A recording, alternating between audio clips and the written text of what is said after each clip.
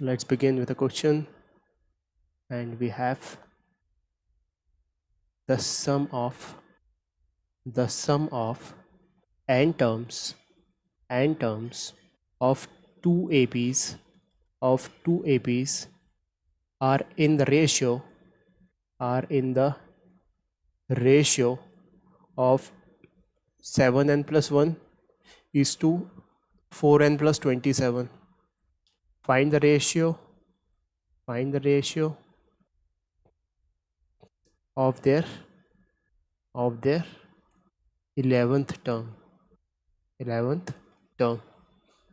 तो जो सम का रेशियो है वो है 7n plus 1 is to 4n plus 27. दो अलग अलग एपी हैं जिनके सम का रेशियो ऐसा है, तो हमें बताना है कि उनकी 11th टर्म का क्या रेशियो होगा. ठीक है, तो बेसिक जो हमें सूझ रहा है वही लगा देते हैं. दो एपीज़ की बात की गई है यहाँ पे, तो एक को AP1 डिस्क्राइब कर देते हैं जिसमें पहली टर्म को बोल देते हैं ए, स्मॉल ए. ठीक है, और कॉमन डिफरेंस को बोल देते हैं स्मॉल डी. तो दूसरी टर्म होगी ए प्लस डी, तीसरी टर्म होगी a plus 2d and so on. Similarly AP2 के लिए फर्स्ट टर्म को कैपिटल ए बोल देते हैं और कॉमन डिफरेंस को कैपिटल डी बोल देते हैं. तो फर्स्ट टर्म हो गई कैपिटल ए, सेकेंड टर्म हो गई capital A plus capital D, third term हो गई capital A plus capital 2d and so on.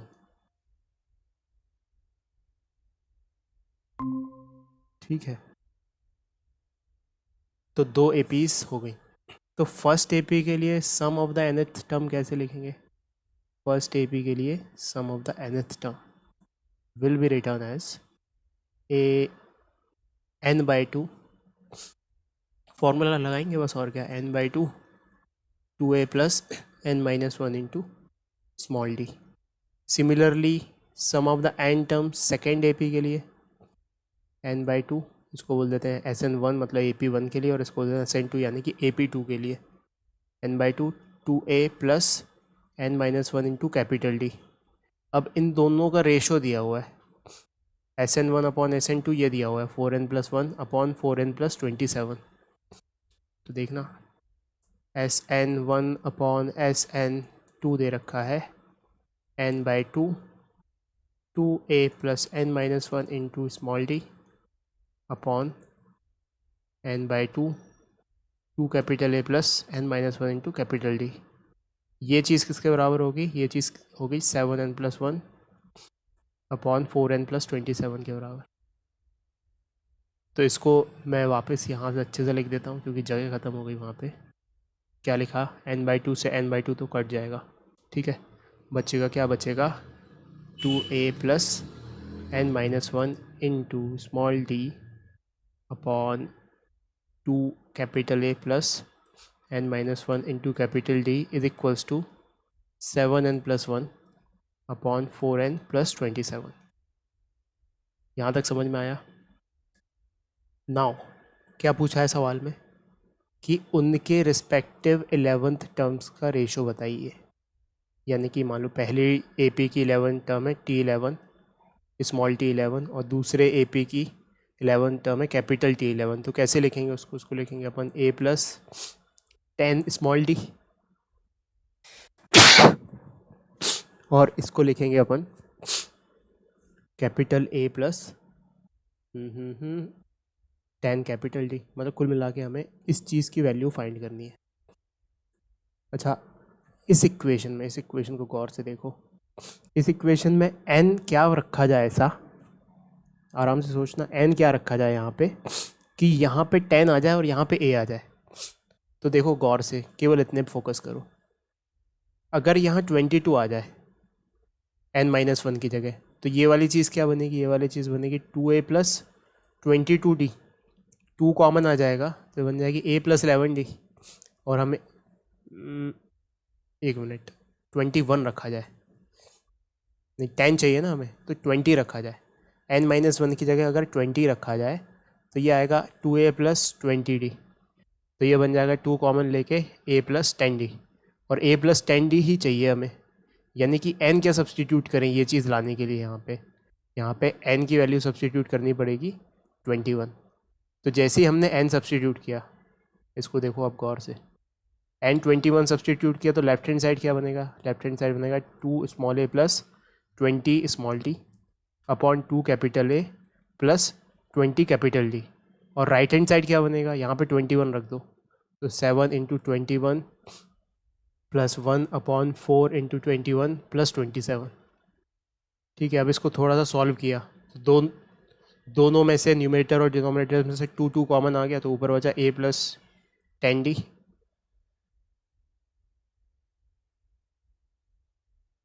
और नीचे बचा capital A plus 10 capital D, और यहाँ से क्या आया, 7 into 21 is 7 into 147 plus 1 upon 4 1 जा 4, 4 2 जा 8, 84 प्लस 27। तो इसको और फर्दर सॉल्व किया तो ये आया अपने पास 148 अपॉन 8 और 4 11, 1 2 3 और 111। ये किसी चीज़ से डिवाइड हो रहा है क्या, ये 37 से डिवाइड होते हैं। 37 into 3 is 111 and 37 into 4 is 148। देख लेते हैं एक बार चेक करके, 4 7 28, 4 3 24, नहीं 4 3 12, 13 14, हाँ सही है। 3 7 21, 3 3 9 10 11, ये भी सही है। 37 से 37 कट जाएगा, फाइनली बचेगा 4/3। यानी कि इस चीज़ की कितनी वैल्यू आ गई, इस चीज़ की वैल्यू आ गई 4/3, और हमें क्या फाइंड करना था, हमें भी ये एग्जैक्टली सेम ही चीज़ फाइंड करनी थी, तो आंसर हो गया 4/3। नोट कर लो इसको एब्जॉर्ब करते हुए।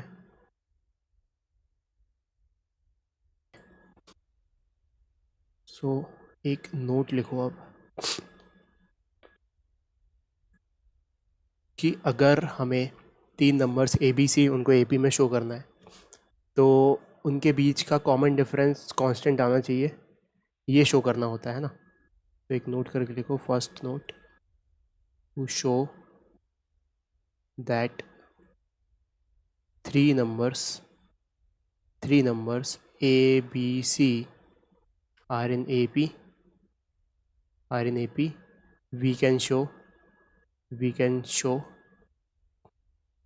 क्या शो कर सकते हैं, this minus this is equals to this minus this. सबसे पहली चीज़ B minus a is equals to C minus a. इस चीज़ को अगर अच्छे से रीअरेंज करके लिख दिया जाए, सो A एक तरफ पहुंचा दिया जाए, अगर C माइनस बी होना चाहिए, सॉरी इसको C माइनस बी करो। ठीक है, अगर B को एक तरफ पहुंचा दिया तो minus B plus B 2B हो जाएगा इस तरफ, और A इस तरफ पहुंच जाए तो A प्लस सी हो जाएगा। So 2B is equals to A plus c भी हो सकता है। तो अगर 3 नंबर हमको AP में शो करने हैं, तो हम कैसे लिख सकते हैं उसे, कि जो बीच वाला नंबर है उसका डबल इज इक्वल्स टू जो साइड वाले नंबर है उन दोनों का सम। ठीक है, तो वैसे तो दोनों ही चीज़ें सेम लिखी हुई हैं, लेकिन अगर हम डायरेक्टली इसको उठाएं तो कैलकुलेशन तेज़ हो जाएगी। ये अपन जस्ट एक टूल सीख रहे हैं जिससे कैलकुलेशन अपनी तेज़ हो जाए। ठीक है, अब सेकंड पॉइंट, AP के नंबर्स को अगर नंबर लाइन पे प्लॉट कर दें तो वो इक्वी डिस्टेंट होंगे, है ना। So numbers in AP will be equidistant on number line if they are real।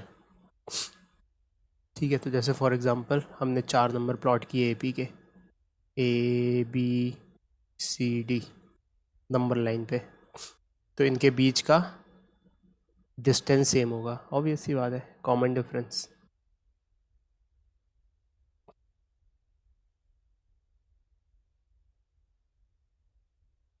ठीक है, तो ये सिंपल पॉइंट, इसमें ज़्यादा कुछ सोचने समझने की ज़रूरत नहीं है, बस एक एनलाइटनमेंट होने की ज़रूरत है, इस चीज़ के प्रति कॉन्शियस होने की ज़रूरत है कि हमारे दिमाग में एक फिगरेटिव अप्रोच भी बन जाए। ठीक है, अब आ जाते हैं तीसरे पॉइंट पे।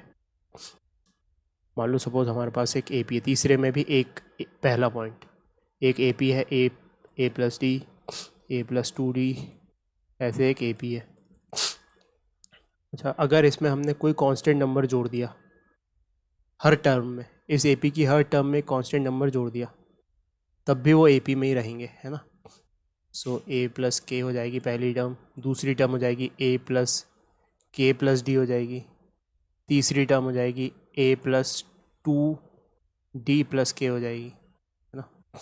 तो ये सब भी AP में ही रहेंगी और कॉमन डिफरेंस वही का वही रहेगा।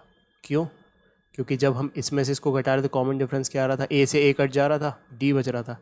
यहाँ पे इससे इसको घटाएंगे, अगर इस वाले से इसको घटाएंगे सो a से a कट जाएगा, k से k कट जाएगा, कॉमन डिफरेंस d बचेगा। तो अगर इसका कॉमन डिफरेंस d था इस AP का, सो इस AP का भी कॉमन डिफरेंस d रहेगा। सो आर यू वॉचिंग क्लोजली? समझ में आ रही है ये बात कि अगर AP में कोई कांस्टेंट नंबर ऐड कर दिया जाए हर टर्म में तो भी वो AP रहेगी और उसका जो कॉमन डिफरेंस रहेगा उस नई AP का, वो पुरानी वाली AP का ही कॉमन डिफरेंस रहेगा। ठीक है। अब दूसरा पॉइंट कि हम प्लस ना करके कोई कांस्टेंट मल्टीप्लाई कर दें। ठीक है। So we are multiplying some constant k। सो पहली टर्म क्या हो जाएगी, ka। दूसरी टर्म हो जाएगी ka प्लस kd। तीसरी टर्म हो जाएगी ka प्लस 2kd और ऐसे ही चलती जाएगी AP। तो क्या ये AP में होगा? तो बिल्कुल AP में होगा। क्यों? क्योंकि जब तुम इससे इसको माइनस करोगे तो तुम्हारे पास क्या आएगा, KD आएगा। इससे इसको माइनस करोगे तब भी KD आएगा। तो मतलब ये भी AP होगा और इसका कॉमन डिफरेंस चेंज हो जाएगा। कितना हो जाएगा? K times the initial common difference. यानी कि जो इनिशियल AP थी उसके कॉमन डिफरेंस से K टाइम्स इसका कॉमन डिफरेंस हो जाएगा। ये बात समझ में आ रही है?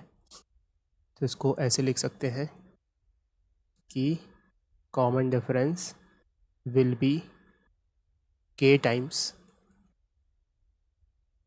The common difference of original AP। Original AP। ठीक है। तो एक बहुत ही छोटा सा एग्जांपल कर लेते हैं इसके बेसिस पे कि एक AP है हमारे पास, लेट्स से 3, 6, 9 एक AP है। ठीक है। एक दूसरी AP बनाई हमने, इसको बोल देते हैं AP1। उसमें कैसे बनाया, इस पुरानी वाली AP में कांस्टेंट नंबर 10 जोड़ के बनाई AP। तो बताओ उसका कॉमन डिफरेंस क्या होगा, इसका नई वाली जो AP बन के आई है उसका कॉमन डिफरेंस क्या होगा। मतलब इसकी हर टर्म में 10 10 10 10 जोड़ दिया तो कॉमन डिफरेंस वही का वही 13। रहेगा और 3 ही रहेगा। ठीक है। 13 कौन बोला? सर 3 बोल रहा था। अच्छा। और दूसरी AP बनाई, मान लो सपोज, कैसी बनाई? पहली वाली AP में 5 का मल्टीप्लिकेशन करके बनाई, हर टर्म में 5 मल्टीप्लाई करके कर दिया। तो कॉमन डिफरेंस क्या होगा इसका? इसका कॉमन डिफरेंस होगा 5 इंटू जो कॉमन डिफरेंस था पहले वाले का, यानी कि 15। तो बहुत कॉमन सेंस वाली बात है ये कि अगर ये चीज़ नहीं भी बताई जाए तुम्हें तो तुम ऑन द स्पॉट दिमाग लगा के कर डालोगे। कैसे? कि AP लिख डालोगे, पहली टर्म क्या बनेगी यहाँ पे नई वाली AP की, 10 10 जोड़ दिया सब में, तो पहली टर्म 13, दूसरी टर्म 16, तीसरी टर्म 19 एंड सो ऑन। तो बस ऐसे बता दोगे कि भाई 16 माइनस 13 3 होगा कॉमन डिफरेंस। यहाँ पे बनाओगे AP तो 5 से मल्टीप्लाई करो तो पहली टर्म आएगी 15, दूसरी टर्म आएगी 5 6 30, तीसरी टर्म आएगी 5 9 45 एंड सो ऑन। देखो कितना कॉमन डिफरेंस है, 15 का। तो ये मतलब कोई ऐसा पॉइंट नहीं है जो मतलब तुम्हारे दिमाग को कोई भी ज़रा सा भी न्यूरॉन्स खर्च कर रहा है तुम्हारे, बस एक कॉन्शियसनेस मिल रही है कि ऐसा कुछ हो जाएगा। फिर आ जाते हैं फोर्थ पॉइंट पे। ठीक है। फोर्थ पॉइंट में मान लो सपोज 2 AP है हमारे पास। एक AP है A plus D, A plus 2D and so on, इसको बोल दिया AP1। दूसरी AP है capital A plus capital D, capital A plus capital 2D and so on, इसको बोल दिया AP2। अगर इन दोनों को ऐड कर दें, दोनों AP को, तो जो नई AP बन के आएगी उसमें पहली टर्म क्या होगी? पहली टर्म होगी small a plus capital A, small a plus capital A। दूसरी टर्म होगी small a plus capital A, small d plus capital D। तो a plus d plus d। तीसरी टर्म होगी small a plus capital A, small a plus capital A plus 2 into D plus D. तो देखो किस type की AP बन रही है ये। पहली टर्म हो जाएगी इसकी दोनों APs की पहली टर्म का सम, दूसरी टर्म हो जाएगी दोनों APs की पहली टर्म का सम और उनके कॉमन डिफरेंस का भी सम। यानी कि कॉमन डिफरेंस क्या होगा इस नई AP का, ये क्या है, this is new AP, AP1 plus AP2, जिसका कॉमन डिफरेंस होगा दोनों APs का कॉमन डिफरेंस। ठीक है, so this will be in AP, ये एक नई AP बनेगी जिसका common difference with common difference as sum of common differences, sum of common differences of the given APs, of the given APs। दोनों दोनों का कॉमन डिफरेंस ऐड कर देंगे तो हमारे पास आ जाएगा नए वाले का कॉमन डिफरेंस। तो बस याद रखना कि दो APs को अगर ऐड कर दिया और नई AP बन जाएगी, और फिर क्या होगा, कॉमन डिफरेंस दोनों इंडिविजुअल APs के कॉमन डिफरेंसेस का सम हो जाएगा। तो ये आ गया अपन 4th पॉइंट पे। अब आ जाते हैं 5th पॉइंट पे।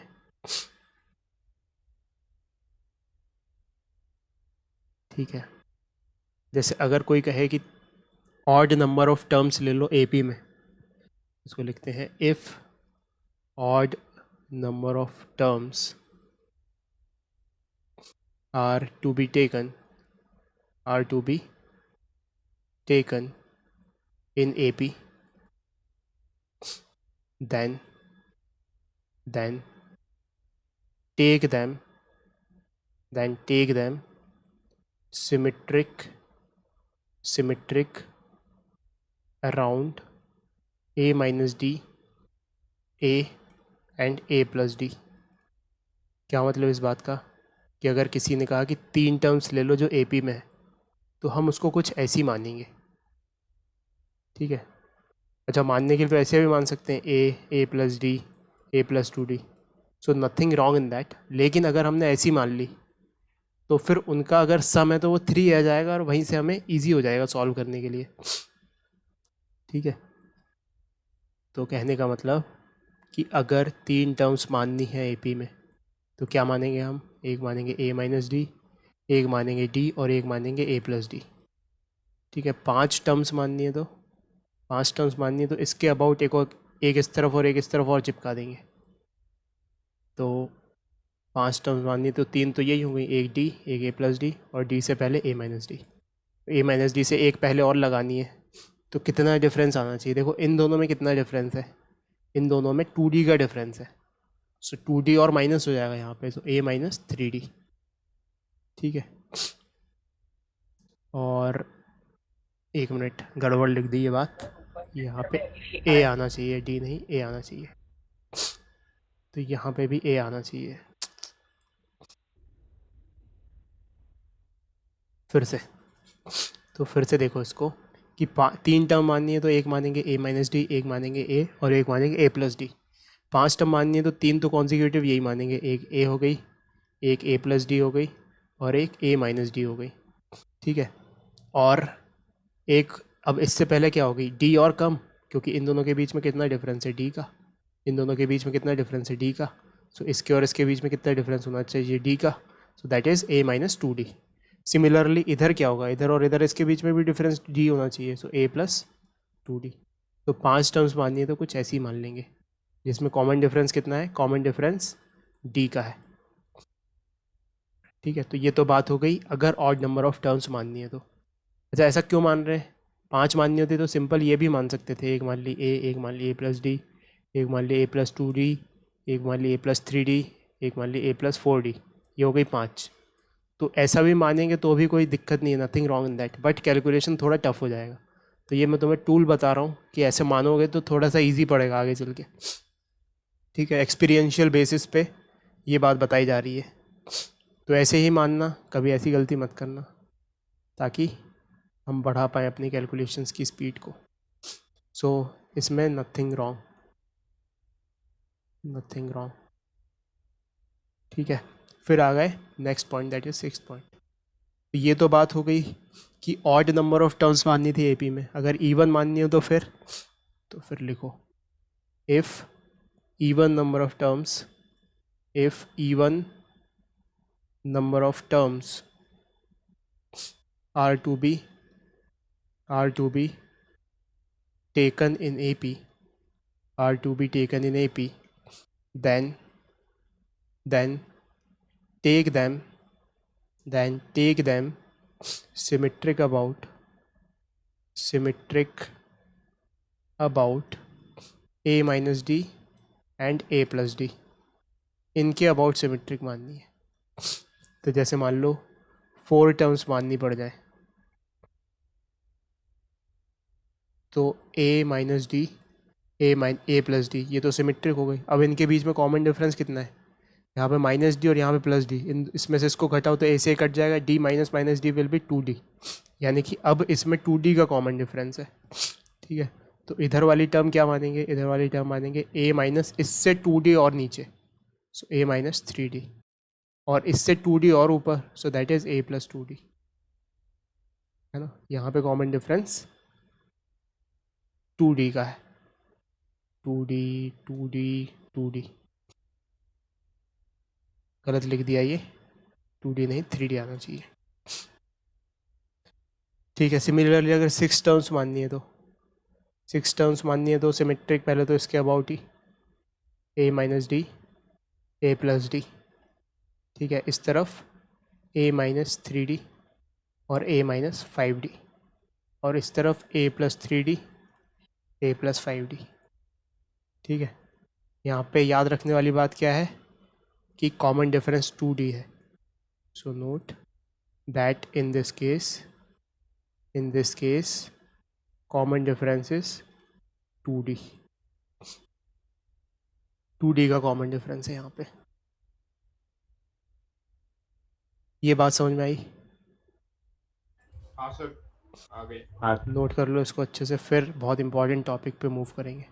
Now let's move to the next point.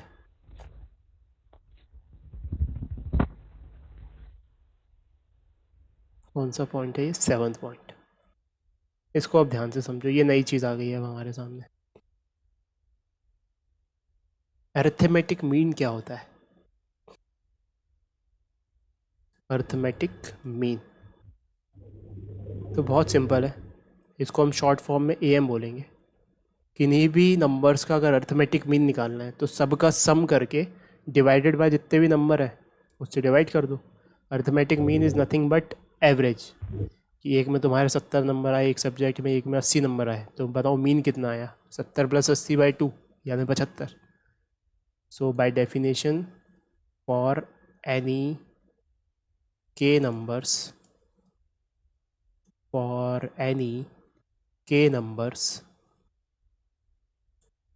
a1 a2 a3 ak, है ना, ज़रूरी नहीं कि ये AP में हो, ज़रूरी नहीं है ना, not necessarily in AP, not necessarily in AP नहीं लिखी है ये। तो इनका अरिथमेटिक मीन डिफाइन होता है AM is defined as A1 + A2 + A3 and so on till AK divided by number of terms, that is K। ठीक है, तो अगर शॉर्ट में लिखना चाहें कि arithmetic mean of numbers is defined as sum of numbers divided by number of numbers. Number of numbers मतलब इनका काउंट कितना है। ठीक है, बहुत सिंपल सी बात है। तो जैसे फटाफट इनका अरिथमेटिक मीन निकाल के बताओ।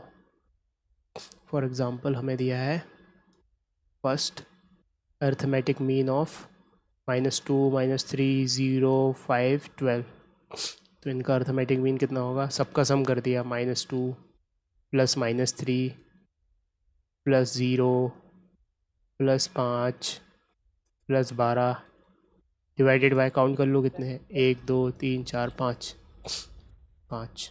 तो इसको सॉल्व करोगे तो आएगा 12, ये 5 दिख रहा है, -5 से 5 कट जाएगा तो 12/5 बचेगा, जो कि होता है 2.4। तो अरिथमेटिक मीन कितना आ गया है इन 5 नंबर्स का, 2.4। सिमिलरली बोला जाए कि बताओ अरिथमेटिक मीन ऑफ 2 3 2 2 5, तो अब इनका अरिथमेटिक मीन क्या होगा, 2 + 2 + 5 2 + 2 + 5 divided by 3 is equals to 2 + 2 4 + 5 that is 9/3 that is 3। तो ये अरिथमेटिक मीन आ गया इसका। अगर शब्दों में लिखना है अपन को सिंबॉलिक फॉर्म में कि A M of A1, A2, A3, A4 till AK, it is given by summation of AI where I count from 1 से लेके K तक divided by K. ये होता है अर्थमेटिक मीन। ठीक है। अच्छा, एक और बात कि हमेशा arithmetic mean series of numbers का सबसे ज़्यादा वैल्यू से ज़्यादा नहीं हो सकता और सबसे छोटी वैल्यू से कम नहीं हो सकता। जैसे तुमने ऐसे समझने की कोशिश करो, पी पॉइंट पे आ गए अपन कि अर्थमेटिक मीन जो है वो सबसे ज़्यादा वैल्यू से ज़्यादा नहीं हो सकता और सबसे कम वैल्यू से कम नहीं हो सकता। जैसे 225 अर्थमेटिक मीन कितना आया इसका आया 3। ठीक है। इस एग्जांपल में सबसे बड़ी वैल्यू क्या थी? सबसे बड़ी वैल्यू थी 5 और सबसे छोटी वैल्यू क्या थी? 2। तो इनके बीच में आया ये। ठीक है। पहले वाले एग्जाम्पल में सबसे बड़ी वैल्यू क्या थी? 12। सबसे छोटी वैल्यू क्या थी? -3। तो इनके बीच में आया ये।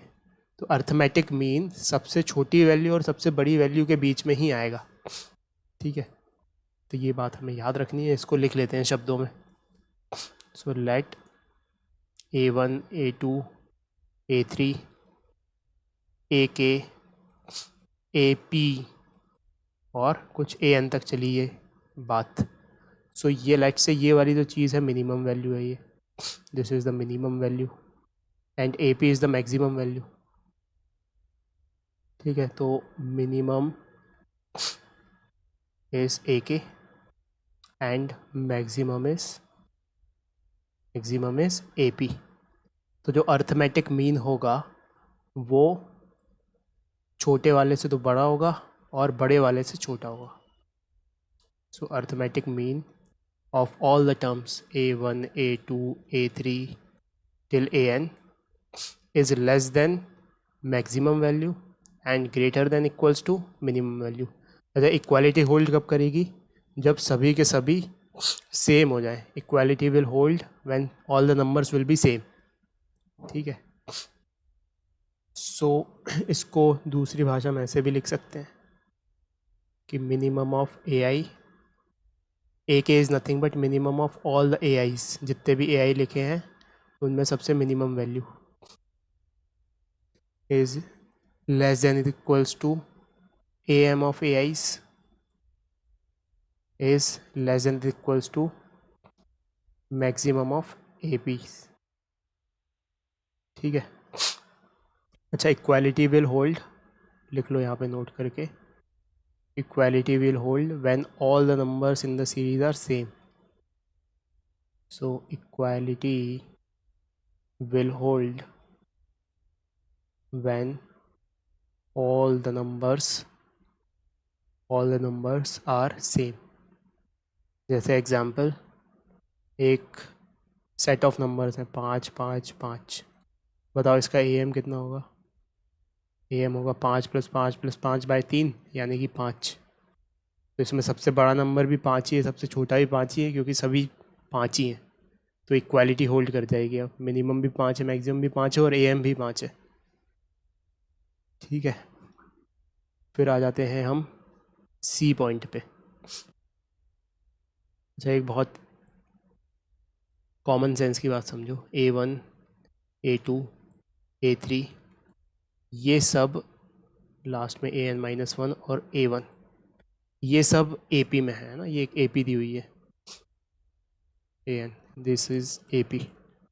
तो अगर हम पहली टर्म और आखिरी टर्म का सम करें वो बराबर होगा दूसरी टर्म और सेकेंड लास्ट टर्म का सम करें, वो बराबर होगा तीसरी टर्म और थर्ड लास्ट टर्म का सम करें। ये बात समझ में आ रही है? मतलब अगर हमने सिमेट्रिक पेयर लिया कि सबसे पहला लिया पहला और आखिरी, फिर लिया दूसरा और सेकंड लास्ट, फिर लिया तीसरा और थर्ड लास्ट, तो इनकी पेयरिंग करके अगर सम किया जाए तो सारे सम्स बराबर आएंगे। या दूसरी भाषा में कहें, अर्थमेटिक मीन्स इनके बराबर आएंगे, है ना। कहने का मतलब अगर मैं लिखूँ A1 + AN/2 वो बराबर होगा A2 plus a n minus one by two. सबसे पहले क्या लिया, सबसे पहले लिया फर्स्ट और लास्ट, फिर सेकंड और सेकंड लास्ट, फिर थर्ड और थर्ड लास्ट। इन सब का ए एम निकाला तो वो सेम आएगा, ठीक है।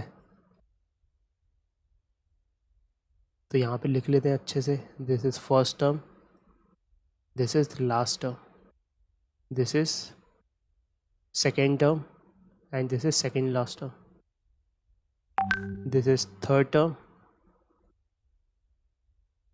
and this is third last term, ठीक है। तो ये बात हमें याद रखनी है, इसको शब्दों में लिख लेते हैं। So for n A P, for n A P A M of numbers taken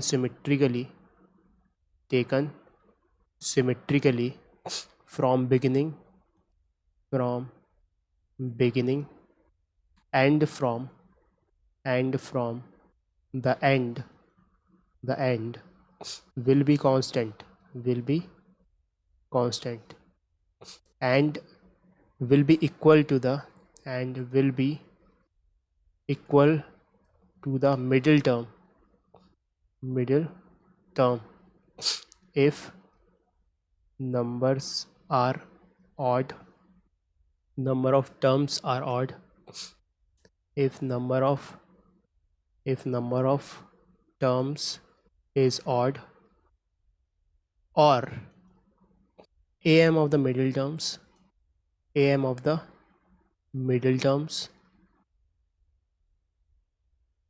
if number of terms is even, ठीक है। तो बहुत ही सिंपल सा एग्जांपल लेते हैं कि एक एपी लिखते हैं जिसमें नंबर ऑफ टर्म्स ऑड होंगे, 2 3 नहीं 2 5 8 8 के बाद 11 11 के बाद 14 1 2 3 4 5 टर्म्स होगा इसमें ना। तो कितने टर्म्स है यहाँ पे, ऑड टर्म्स है। तो जो ऊपर चीज़ सीखी वो लिखते हैं यहाँ पे अपन। तो 2 और 14 का पेयर बन गया, सो 2 + 14/2,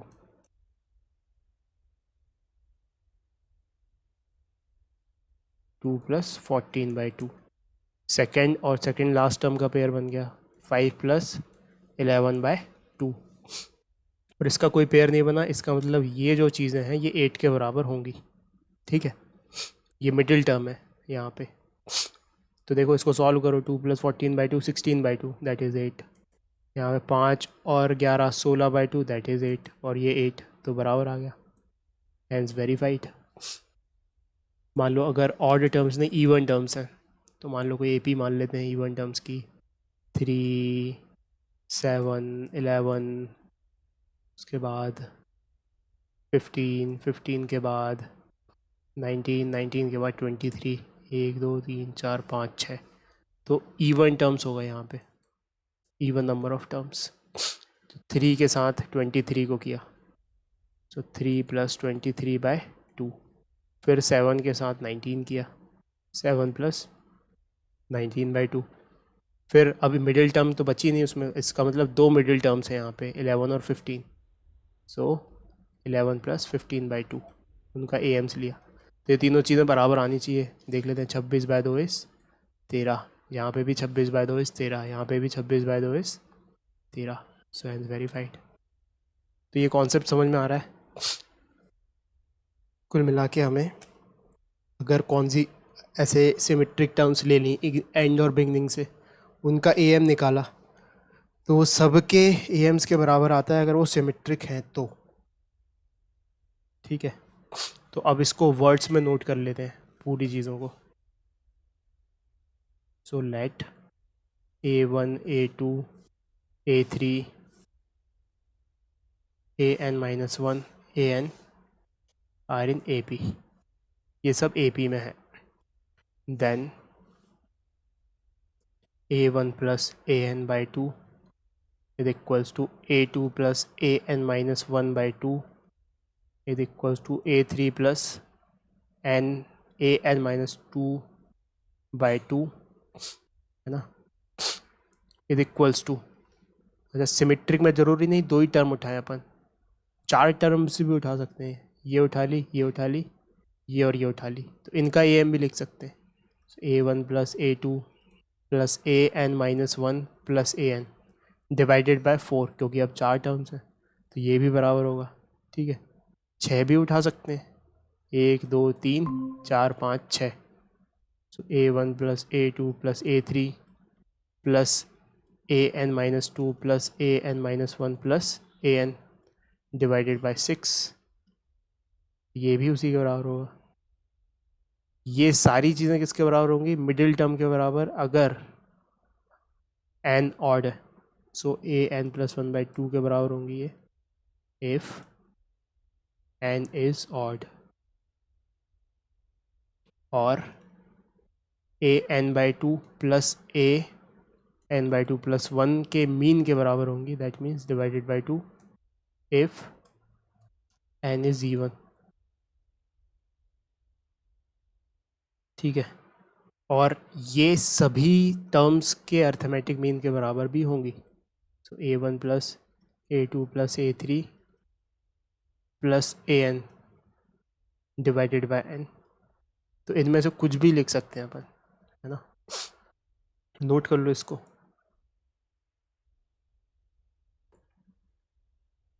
सो write down A question,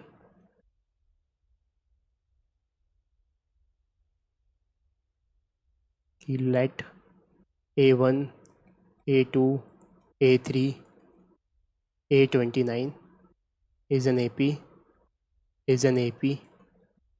such that A1 plus A2 plus A3 नहीं सॉरी, फिर से, such that A1 plus A3 plus A27 plus A29 is equals to 48, पहली टर्म, तीसरी टर्म, 27वीं टर्म और 29वीं टर्म का सम 48 है, then find sum of all the terms, ठीक है।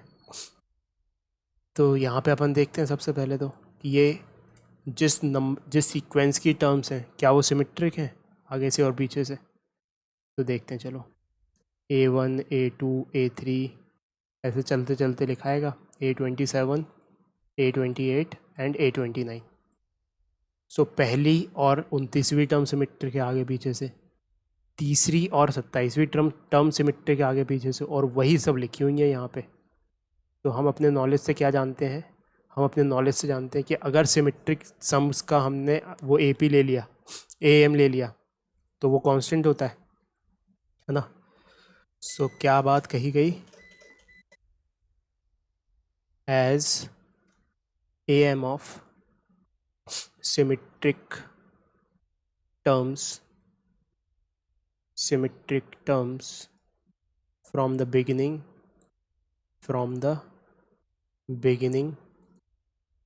and from the end is constant, hence इन चारों का जो अर्थमेटिक मीन है वो सभी के अर्थमेटिक मीन के बराबर होगा, hence A1 plus A3 plus A27 plus A29 divided by 4 is equals to A1 plus A2 plus A3 till A29 divided by 29। तो अब इस चीज़ की वैल्यू दे रखी है हमें क्वेश्चन में, इस चीज़ की वैल्यू दी है 48, so this is 48 by 4 is equals to summation of all A's, इसको समेशन ऑफ ऑल AIs लिख सकते हैं, डिवाइडेड बाय 29, ठीक है। यही हमें फाइंड करना है, find the sum of all the terms, यानी कि यही फाइंड करना है। So summation of all AIs is equals to 48 by 4 into 29, 4 12 48, सो 12 इंटू 29, 12 इंटू 29, सॉल्व कर लो इसको, 12 9 108, So 12 to the 24, 34. 348 is the answer. आया ये समझ में? हाँ सर आ गया. नोट कर लो इसको अच्छे से. So now let's move to the next point, that is insertion of AMs between two numbers. So next point is insertion of AMs between two numbers. तो बहुत आसानी से अपन इसको समझते हैं ज़रा. तो सबसे पहले तो अगर हमें दो नंबर्स दिए और उनका AM निकालना तो कैसे लिखेंगे? AM of A and B is given by A plus B by 2. तो अगर हम इन दोनों के बीच में AM को डाल दें तो भी वो AP में रहेंगे, यानी कि that means also A plus B by 2 and B will be in AP. ठीक है. तो अगर हमें केवल एक नंबर डालना है दो नंबर्स के बीच में ताकि वो AP में रहे, तो वो नंबर क्या होना चाहिए? वो नंबर होना चाहिए उनका अर्थमेटिक मीन. अच्छा, दो नंबर डालने तो फिर से उसको डिवाइड करना पड़ेगा. तो लेट्स से अपन एक जनरल केस ले लेते हैं जिसमें अपन को n नंबर्स डालने हैं. ठीक है. So A1, A2, A3, AN are called NAMs. ये n अर्थमेटिक मीन्स हैं किन किन के बीच में? Between A and B. If अगर A और B के बीच में इन सबको डाल दिया गया तो वो AP में आएंगे, यानी कि A B के बीच में A1, A2, A3 इन सारे अर्थमेटिक मीन्स को डाल दिया टिल AN तक, तो ये भी AP में आने चाहिए. दिस इज़ एन AP, है ना.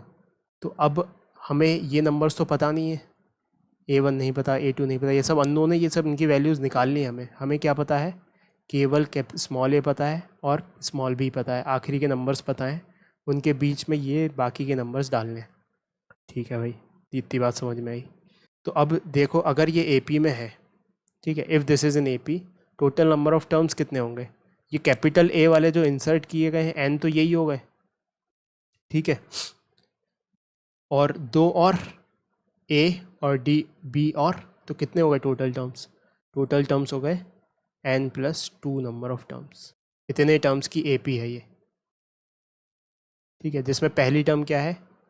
A और दूसरी टर्म क्या है? A1. ठीक है भाई. तो अगर हमें लास्ट टर्म लिखनी है तो कैसे लिखें उसको? B को कैसे लिखें? B को ऐसे लिखेंगे, first term plus n-1 into D. अब n क्या है? This is n+2 term, tooth term, n+2th term है ये, है ना. nth टर्म नहीं है, क्योंकि पहला काउंटर यहाँ से शुरू हो रहा है 1 2 3 4, चलते चलते ये n+1 आएगा और ये n+2 आएगा. दिस इज़ n+1 और दिस इज़ n+2. तो क्या लिखते हैं अपन? n+2 -1 into D. ये बात समझ में आ रही है? तो यहाँ से b is equals to a plus n+1 into d, यानी कि d क्या हो गया? d हो गया b minus a bye n+1. यानी कि कॉमन डिफरेंस कितना लेना है हमें? Common difference of the extreme terms divided by n+1. तो इसको ऐसे हमें याद रखना है, इतने कॉमन डिफरेंस का AP बनेगी ये. ठीक है, AP with common difference of b minus a upon n+1. अगर हमने n ऐसे नंबर्स इंसर्ट कर दिए, ऐसे अर्थमेटिक मीन्स इंसर्ट कर दिए कि जो AP में बना दे पूरी सीरीज़ को. ठीक है, तो अब इसको 1 बाय 1 लिखते हैं कि अगर हमें फर्स्ट अर्थमेटिक मीन लिखना है, first arithmetic mean between A and B, तो वो क्या होगा? उसको बोलेंगे अपन A1 and that will B A plus D, क्योंकि A1 क्या है? ये है. अगर ये AP में है तो इसको A प्लस D लिखेंगे, कोई कॉमन डिफरेंस D है इसका. सो ए तो ए ही है, डी को क्या लिखेंगे, डी को लिखेंगे b minus a upon n plus one. ठीक है, तो इसको फर्दर सॉल्व कर देंगे, एन प्लस वन इधर आ जाएगा। So a n plus b minus a upon n plus one. So यहाँ ए से ए कट गया, so this will be a n plus b upon n plus one. So this will be the first arithmetic mean. ठीक है, similarly second arithmetic mean लिखें अगर, second arithmetic mean between small a and small b that is A2, तो वो क्या होगा, वो होगा A प्लस 2D। ठीक है, so A plus 2 into d, d क्या है, डी है B minus a upon n minus one, b minus a upon n plus one, sorry. ठीक है, इसको सॉल्व करेंगे तो ये आ जाएगा अपने पास ए n plus 2B minus a upon n plus one. तो सॉल्व किया तो ए से यहाँ 2 आएगा, सो एक ए से एक ए चला जाएगा तो माइनस ए बचेगा यहाँ पे। इसको ऐसे लिख सकते हैं a n minus one plus 2B upon n plus one. ठीक है, ऐसे केथ ए एम लिखना हो तो कुछ random kth A M between small a and small b, उसको लिखेंगे अपन a subscript k, that will be a plus k d. तो पैटर्न समझ में आ रहा होगा, तो ए तो यही है, के डी को क्या लिखेंगे, डी को लिखेंगे b minus a upon n minus one, b minus a upon n plus one. ठीक है, तो ये केथ ए एम हो जाएगा। बात समझ में आ रही है, नोट कर लो हाँ सर। इसको।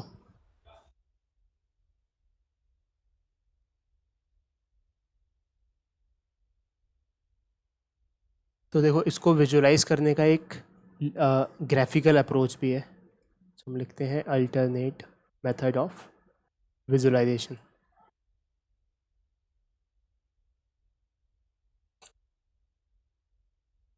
ठीक है, तो क्या टास्क था हमारा, हमारा टास्क था कि दो नंबर्स हैं, एक है स्मॉल ए और एक है स्मॉल बी, उनके बीच में ऐसे नंबर्स भरने हैं एन नंबर्स के, there should be n terms भरनी है कि ये सब ए पी में रहे। इसको A1 बोला, इसको A2 बोला, इसको A3 बोला, इसको A4 बोला, इसको A5 बोला, ऐसे चलते चलते यहाँ पे कहीं पे AN आएगा आखिरी। तो इनके बीच का जो कॉन्जिक्यूटिव टर्म्स के बीच में जो दूरी है वही अपने नई AP का कॉमन डिफरेंस आएगा। ठीक है, अब यहाँ से यहाँ तक की दूरी कितनी है, यहाँ से यहाँ तक की दूरी है B minus a, this is B minus a. ठीक है, और कितने पार्टीशन है, एक पार्टीशन ये, दूसरा ये, तीसरा ये, चौथा ये, पांचवा ये। तो एक से पहले एक आया, दो से पहले दूसरा आएगा, तीन से पहले तीसरा आएगा, चार से पहले चौथा, पाँच से पहले पांचवा, तो एन से पहले एनथ आ जाएगा, एन पार्टीशन हो गए, और उससे एक ज़्यादा तो एन प्लस वन पार्टीशन हो गए। सो कॉमन डिफरेंस कितना आएगा, b minus a divided by जितने नंबर ऑफ पार्टीशंस हैं, कितने पार्टीशंस हैं यहाँ पे, एन प्लस वन। आ रही बात समझ में? हाँ सर। ठीक है, और अगर स्टेप बाय स्टेप विजुलाइज करना है तो इसको ऐसे कर सकते हैं कि दो नंबर्स हैं हमारे पास ए और बी। ठीक है, एक ही नंबर डालना है इनके बीच में, केवल एक ही डालना है, तो कितने पार्टीशंस जनरेट होंगे, दो पार्टीशंस। अगर एक ए एम आया तो दो पार्टीशंस आएंगे। ठीक है, दो ए एम डाल देते हैं, चलो दो नंबर्स हैं ए और बी, इनके बीच में दो पार्टीशन डालने हैं, ये डाल दिए A1 A2, मतलब दो नंबर्स डालने हैं, तो कितने पार्टीशंस आ जाएंगे, एक, दो, तीन।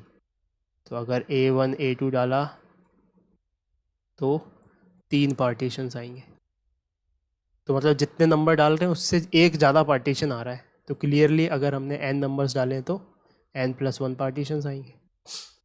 तो इसको ऐसे विजुअलाइज कर सकते हैं, है ना। तो इसको बोल दो पॉइंट ए।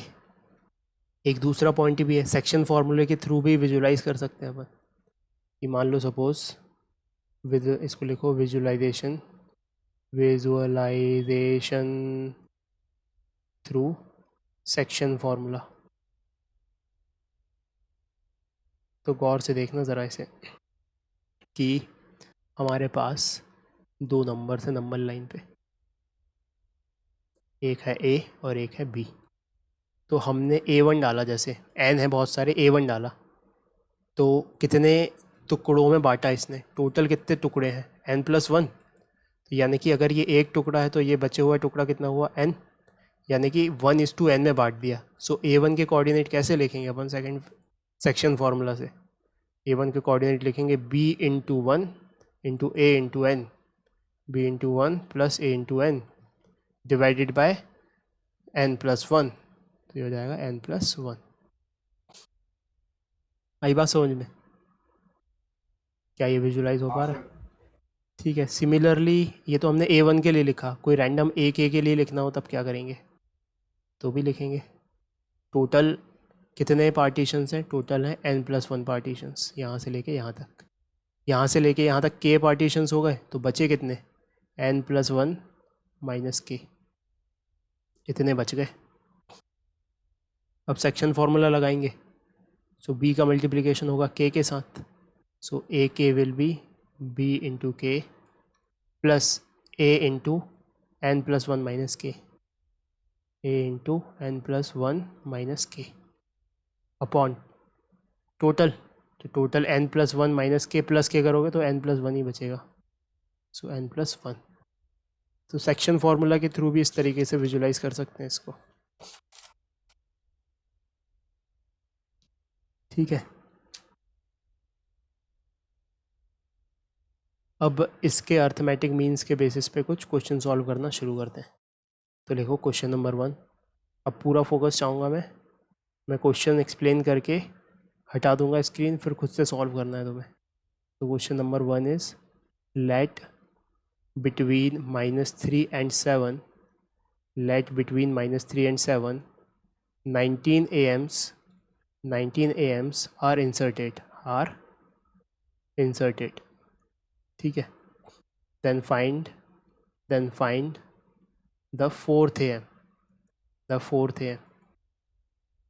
-3 और 7 के बीच में 19 AM घुसेड़े गए, तो हमें चौथा AM बताना है। तो बहुत सिंपल है, पहला टर्म क्या है -3, आखिरी टर्म क्या है 7, इसके बीच में कितने घुसाए गए, इसके बीच में घुसाया गया 1 2 3 4 5 6, ऐसे 19 घुसाया गया, मतलब ये A1 है और ये A19 है। ठीक है। तो अगर हमें A4 लिखना है तो A4 को कैसे लिखेंगे, A4 विल बी एक पार्टीशन, दो पार्टीशन, तीन पार्टीशन, चार पार्टीशन। सो -3 प्लस 4 पार्टीशन, जो भी D आया है इसको D बोल देते हैं पार्टीशन को। और D क्या होगा, D होगा यहाँ से यहाँ तक की दूरी, that means 7 - -3 divided by n+1, n कितना है यहाँ पे 19 + 1 यानी कि 10/20 यानी कि 1/2। सो D इज़ 1/2। तो A4 क्या हो जाएगा -3 + 4 × 1/2। तो जो हो गया 2 से 2 गया, 3 -+1, तो ये हो गया -1। ये आंसर आ गया।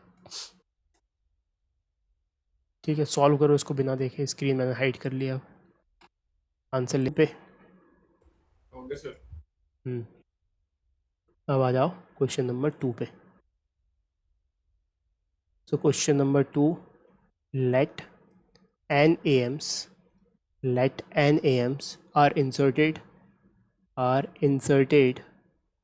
between two numbers, then prove that sum of these AMs will be n times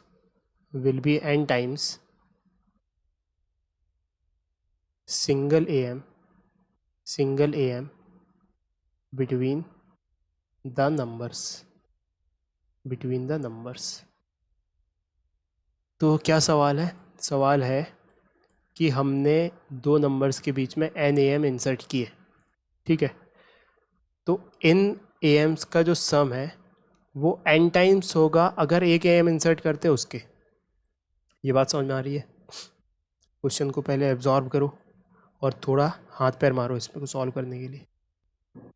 तो देखो यहाँ पे क्या सिचुएशन है, दो नंबर्स के बीच में n AMs इंसर्ट किए गए। तो लेट्स से वो दो नंबर हैं A और B, और n AMs इंसर्ट किए गए, तो A1 A2 A3 ऐसे चलते चलते AN, ये सब इंसर्ट किए गए इसके अंदर। ठीक है, तो हमें बताना है कि इन सभी का सम बराबर होगा single AM between A and B के। तो सिंगल AM क्या होता, single AM between A and B will be, single AM between A and B is nothing but A plus B by 2. So what we have to prove? We have to prove, ऐसा कहें इसको, to prove sum of A1 plus A2 plus A3 plus AN is this single AM A plus B by 2, ये proof करना है। ठीक है, अच्छा अब इस AP पे ध्यान दो, ये जो AP है इसमें सिमेट्रिक टर्म्स का AM बराबर होता है। So A plus b is equals to बीच की जितनी टर्म्स हैं उन सब का AM। सो यहाँ पे लिखते हैं as AM of terms taken symmetrically from the beginning and from the end is constant, therefore A1 तो A है, यानी कि A plus B by 2, A plus B by 2 is equals to remaining terms का sum divided by number of that terms, A1 plus A2 plus A3 till AN divided by n। तो ये सही होना चाहिए। अब n को इधर ले जाओ तो हमारी जो प्रूफ करनी है वो चीज़ प्रूव हो जाएगी। So n into A plus B by 2 is equals to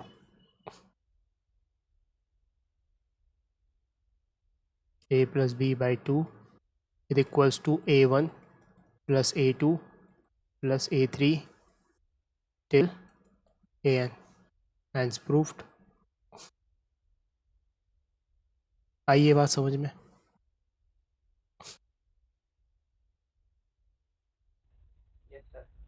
note कर लो इसको अच्छे से।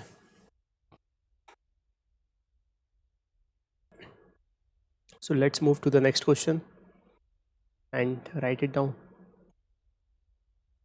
कि if S1 S2 S3 till SP are the sums of n terms of P arithmetic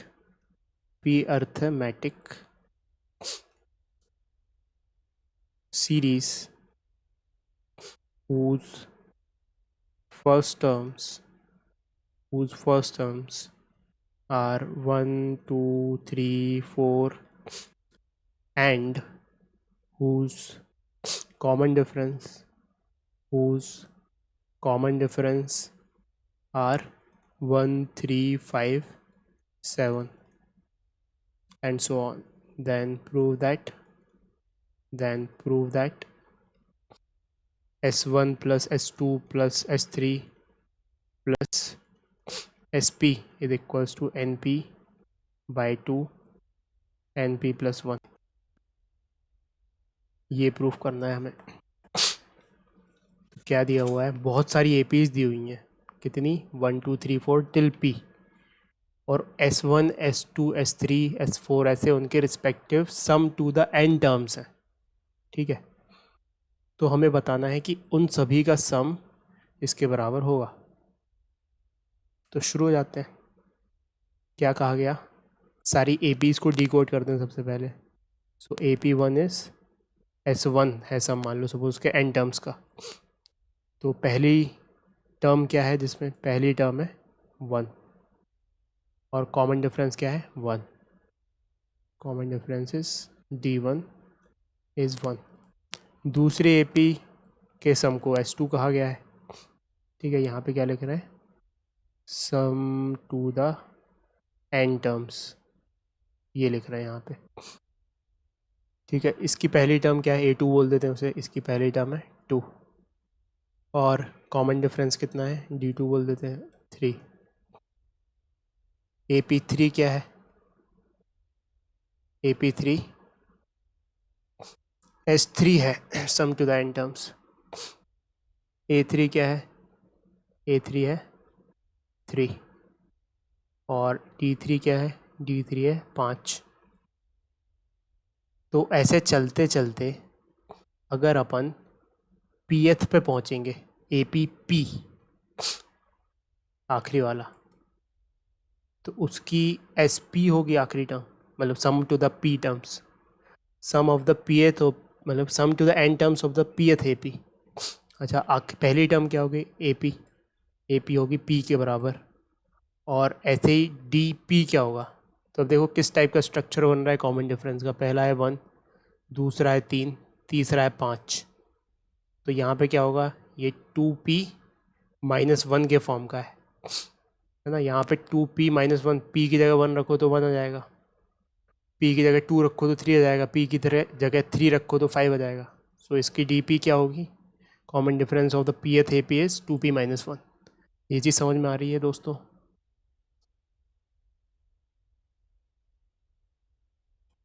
ऐसे इंटरमीडिएट कुछ AP rth लिख देते हैं, rth AP का sum to the n terms of the rth AP को SR लिख देते हैं। इसकी पहली टर्म क्या होगी, इसको बोल देते हैं AR, will be R, and common difference of that AP will be 2R minus 1। तो एक जनरल टर्म ले ली हमने, ठीक है। अब क्या बोला गया है, हमें प्रूव करना है कि इन सभी का सम, मतलब this plus this plus this plus this, इन सभी का सम इसके बराबर होगा, ये राइट हैंड साइड में जो ये दिया हुआ है।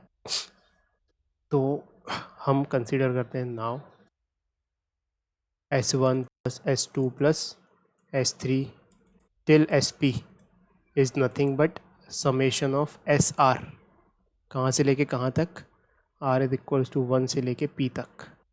अब SR क्या है, SR है sum of the rth AP till n terms, ये बात समझ में आ रही है। ऐसे लिखा हुआ है are sum of the n terms of P arithmetic series, यानी कि अगर इसका फॉर्मूला लगाएंगे हम rth टर्म के लिए, rth AP के लिए n टर्म्स के लिए, तो ये समेशन के अंदर क्या बनेगा, n/2 क्लियरली है ना, n टर्म्स के लिए। दिस इज़ व्हाट, इसको अगर मैं शब्दों में लिखूं, so this is sum of n terms of the rth AP, of the rth AP, ठीक है। तो क्या लिखेंगे, n/2 इंटू 2a क्या आएगा इसमें, rth टर्म का पहला, plus n-1 into DR, rth term का, rth AP का common difference, rth equals to 1 से लेके P। ये है हमारा एक्सप्रेशन उस लेफ्ट हैंड साइड का। तो इसको सॉल्व किया, rth इक्वल्स टू 1 से लेके P n/2, और यहाँ पे 2 AR क्या है, AR है R के बराबर, और DR क्या है 2R माइनस 1 के बराबर। तो रख दिया यहाँ पे R plus n-1 into DR is nothing but 2R minus 1, ठीक है। इसको फर्दर सॉल्व किया। अच्छा, इस ऑपरेटर में वेरिएबल कौन है, counting variable is R, summation variable is R, यानी कि R वेरिएबल है और कुछ वेरिएबल नहीं है, बाकी सारी चीज़ों को हम कांस्टेंट ट्रीट कर सकते हैं। तो पहले इसको R के टर्म्स में अच्छे से खोल के लिखते हैं। सो n/2 को तो बाहर ले लिया, ये तो प्रोडक्ट में ही है, इसको तो ज़रूरत ही नहीं है खोलने की क्योंकि वो कांस्टेंट है, ठीक है। फिर अंदर क्या बचा ब्रैकेट के 2R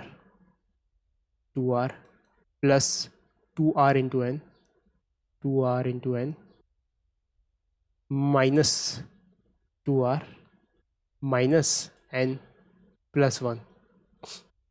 तो इसकी क्लबिंग की n/2, R के साथ क्लबिंग की, R के साथ क्लबिंग की, तो ये आया 2 प्लस 2n माइनस 2। तो ये तो कट गया, कुल मिला के क्या आया 2n इंटू R, ठीक है। और दूसरी चीज़ क्या आई, +1 - n। ठीक है, सही लिखा है, सही लिखा है। अब इस ऑपरेटर को, समेशन ऑपरेटर को हम इसमें और इसमें डिस्ट्रीब्यूट कर देंगे, जो प्रॉपर्टी सीखी थी उससे, n/2 summation of r into 2n, so 2nr plus summation of 1 minus summation of n। ठीक है, ऐसे डिस्ट्रीब्यूट कर दिया तीनों में। अब देखो ये n/2 है, ये समेशन ऑफ 2nr है, तो 2n बाहर आ जाएगा क्योंकि वो कांस्टेंट है, तो समेशन के बाहर आ गया 2n, तो समेशन r बचा plus summation 1 minus summation n, n भी बाहर आ जाएगा क्योंकि वो कांस्टेंट है, तो समेशन 1 बचा। ठीक है, अब गौर से देखो ये समेशन r क्या है, समेशन r है, r is counting from 1 2 3 4, so this is nothing but 1 + 2 + 3 + till p। अच्छा ये क्या है, ये है 1 + 1 + 1 + 1 p तक, 1 + 1 + 1 + 1 p times, so this is nothing but p into 1। ठीक है, सिमिलरली ये भी p into 1 है और n भी है उसके आगे, तो -np हो जाएगा ये ओवरऑल, तो दिस इज ऑल्सो p। अब ये क्या है, ये तो एक AP है सिंपल सी, जिसका कॉमन डिफरेंस 1 है, फर्स्ट टर्म 1 है, सो n/2, सो p/2 2a + n-1 into d, ये हो गया अपने पास p/2 2 + p-1, तो 2 में से 1 गया तो 1 बचा, सो p/2, तो ये वाली चीज़ का वैल्यू है p/2 p+1, तो इसको इधर लिख देते हैं। So finally the answer comes out to be n/2, 2n तो है ही, 2n तो है ही, इस चीज़ की वैल्यू क्या आ गई finally, p into p + 1/2, p into p + 1/2 plus summation of 1 क्या आ गया p, और ये क्या आ गया -np।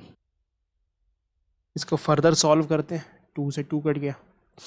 ठीक है, n/2 बाहर, np² plus np plus p minus np, तो np से np कट गया और कॉमन ले लिया, np² है यहाँ पे p है, तो p और कॉमन ले लिया, सो np/2, अंदर क्या बचा, अंदर बचा np + 1। यही चाहिए था हमें, यही प्रूफ करना था, तो हैंस प्रूफ्ड।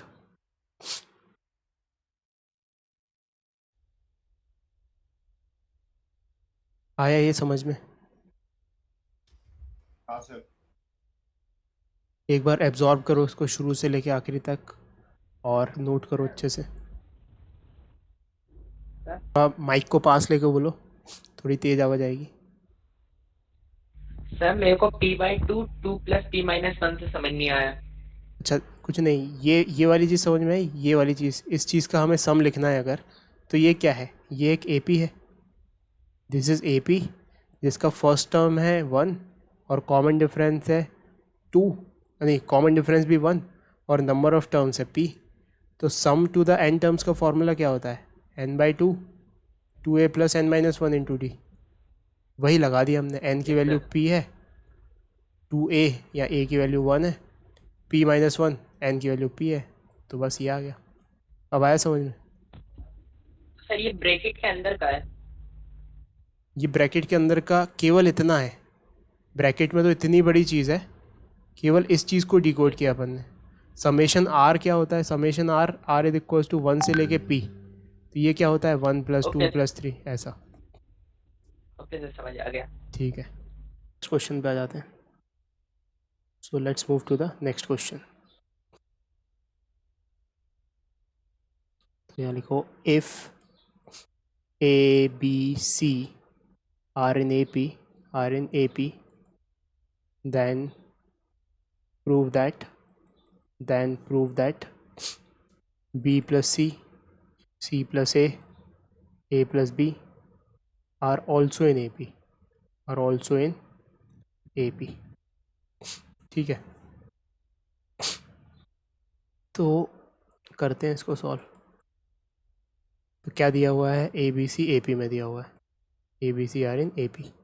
इसमें तो कुछ जोड़ ले, ए पी में अगर कुछ कांस्टेंट चीज़ जोड़ दें या घटा दें तो भी वो ए पी में रहती है, ये बात अपन जान चुके हैं। तो हम इसमें से क्या करते हैं, माइनस कर देते हैं a minus b minus c तीनों में से। तो a minus b minus c minus a, b minus a minus b minus c, and c minus a minus b minus c. तो इधर ए से ए कट गया, इधर बी से बी कट गया, और इधर सी से सी कट गया। ठीक है, तो ये क्या बन गया, माइनस बी माइनस सी, या माइनस कॉमन ले लेते हैं, तो माइनस कॉमन ले लिया, यहाँ पे बना माइनस ए प्लस सी, और यहाँ पे बना माइनस ए प्लस बी। ये भी ए पी में होगा क्योंकि ये भी subtract some constant value from the each term of A P, we will get A P. अब इसमें क्या -1 से मल्टीप्लाई कर दें तो भी ए पी रहेगा, अगर कुछ कांस्टेंट से मल्टीप्लाई भी कर दिया तो भी ए पी रहता है वो। सो B plus c, a plus सी और ए प्लस बी ए पी में आ गए, हैंस प्रूफ्ड। आई बात समझ में? ये एच पी का मतलब हार्मोनिक प्रोग्रेशन नहीं है, ये हैंस प्रूफ्ड है। हाँ सर। सिंपल सा सवाल। अब आ जाते हैं नेक्स्ट क्वेश्चन पे। तो नेक्स्ट क्वेश्चन लिखो, if A square B square C square are in A P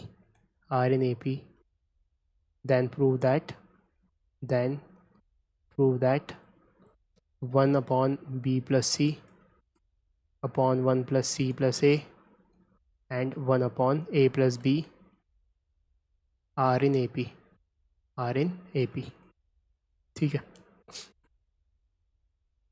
तो देखो इसमें इसको ऐसे समझते हैं कि अगर हमने इस चीज़ को पहले इसको देखते हैं, क्योंकि अभी पहले हमको सोचना है कि ये इनिशियल एपी है, इसमें से क्या जोड़े घटाएं या क्या मल्टीप्लाई डिवाइड करें कि ये पहुंच जाए इस एपी तक। तो इसको थोड़ा सा एनालाइज करते हैं। ठीक है, सो अगर इसमें हम मल्टीप्लाई कर दें हर टर्म में a plus b plus c and c plus a, तो देखना क्या बनेगा, ये बनेगा a plus b multiplied by b plus c multiplied by c by plus c, ये पहली। दूसरी टर्म बनेगी a plus b into b divided by c plus a, ये दूसरी टर्म। और तीसरी टर्म बनेगी a plus b plus c into c divided by a plus b. So पहली टर्म में बी प्लस सी से बी प्लस सी cut गया, सी plus ए से सी प्लस ए कट गया, ए प्लस बी से ए प्लस बी कट गया। तो क्या बना ये बना a plus b into c plus a. So a plus b into a plus c. दूसरी टर्म में बना a plus b into b plus c. तो a plus b into b plus c. तीसरी टर्म में बना b plus c into c plus A, B plus c into c plus a. इसको expand करके लिखा तो क्या आएगा यहाँ से, a square plus A B plus A B, a square a b फिर a C plus b c. Similarly second से क्या आएगा, सेकेंड से आएगा b square plus A B plus A C plus b c. तो देखो a B plus A C plus b c ये तो सेम ही आ रहा है सब में ना। तीसरे वाले में भी क्या आएगा, c square plus A B plus b c plus A c. ठीक है, तो इसका मतलब ये सेम ही चीज़ ऐड हुई है तीनों में। अगर ये घटा दें इसमें तब भी एपी में ही रहेगा, है ना, ये सब एपी में ही चलता आ रहा है। सो इसमें से हम बोल सकते हैं कि ये सेम ही चीज़ ऐड हुई है सब में। तो a square B square C square is in A p. ठीक है, सो हमने अदर वे राउंड प्रूफ कर दिया। ठीक है, कि मान लिया कि ये करेक्ट था और ये चीज़ लेके आ गए, तो ये भी एक प्रूव है इसका, है ना। वास्तव में क्या कर सकते थे, उल्टा शुरू कर सकते थे। वास्तव में क्या कर सकते थे, a square plus b square C square a p में है, तो इसमें जोड़ा हमने तीनों टर्म में a B plus b c plus A c, ये जोड़ दिया। तो पहली टर्म क्या हो जाएगी, a square plus A B plus b c plus A c. दूसरी टर्म हो जाएगी b square plus A B plus b c plus A c. तीसरी टर्म हो जाएगी सी square plus A B plus A C plus A B A C plus A B, ये A p में रहेगा। अब इसकी क्लबिंग कर दी तो ये बन जाएगा हमारे पास a plus b into a plus c, a plus b into a plus c. फिर ये बन जाएगा b plus c into c plus, और ये बन जाएगा c plus a into a plus c. अब इसमें डिवाइड कर दिया तीनों टर्म्स को, divided by a plus b plus c plus a. तो यहाँ पे ए प्लस बी और सॉरी यहाँ पे ए प्लस सी होना चाहिए, ए प्लस बी और बी प्लस सी होना चाहिए। ए प्लस सी, एक मिनट, ए प्लस बी और ए प्लस सी आया है, सो a plus b into a plus सी होना चाहिए, इसे लिखा था। सेकंड में ए प्लस बी और बी प्लस सी होना चाहिए, ए प्लस बी और बी प्लस सी होना चाहिए। और तीसरे में B plus c into c plus ए होना चाहिए, B plus c into c plus ए होना चाहिए, तो सही है। अब डिवाइड कर दिया इसमें से, तो यहाँ क्या बचेगा, ए प्लस बी कट जाएगा, ए प्लस सी कट जाएगा, तो क्या बचेगा, ए अपॉन बी प्लस सी बच जाएगा। दूसरे में ए प्लस बी कट जाएगा, बी प्लस सी कट जाएगा, ए प्लस बी कट गया, बी प्लस सी कट गया, तो अपॉन सी प्लस ए बचा। फिर तीसरे में बी प्लस सी कट जाएगा और ए प्लस सी कट जाएगा, बी प्लस सी कट गया, सी प्लस ए कट गया, तो ए अपॉन बी कट गया, मतलब बच गया। तो ये भी ए पी में, और ये प्रूफ करना था हमें, हैंस प्रूफ्ड।